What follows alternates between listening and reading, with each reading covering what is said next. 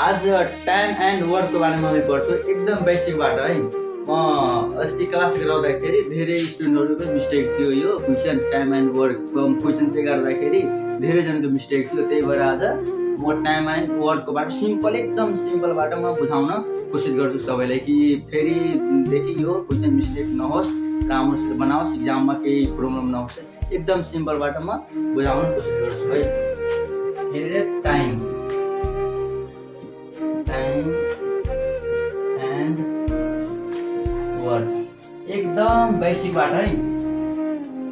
एकदम बेसिकबाट म सिकाउँछु। एकदम बेसिकबाट कि यस्तो क्वेसन जस्तो होस् कि निकाल्न अप्ठ्यारो नहोस्। एकदम बेसिकबाट मानौ एबिसी यो काम कति दिनमा गरे? 16 दिनमा गरे। यो काम कति दिनमा गरे? 16 दिनमा गरे। यो काम बीसी मिलेर कति दिनमा? 20 दिनमा गरे। बीसी मिलेर कति दिनमा गरे? 20 दिनमा गरे। 20 दिनमा गरे। बी अनि सी यो काम कति दिनमा गर्न सक्छ? वाट यो एक्लै सी हैन, यो सी हो के, अनि यो सी हो। यसमा नझुक्नु है, यसमा नझुक्नु। यो सी एक्लै यो काम कति दिनमा गर्न सक्छ? सी एक्लै। एबिसी मिलेर यो काम 16 दिनमा गरे। बीसी मिलेर यो काम 20 दिनमा गरे। त सी यो काम एक्लै छ है। सी एक्लै छ त यो काम कति दिनमा सम्पन्न गर्न सक्छ? यो काम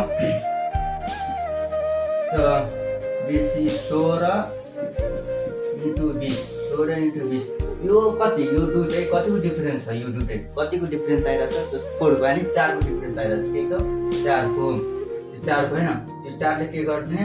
भाग गरिदिने। यो कतिले गर्छ? 4 5 20। यो कति आयो? 16 होइन।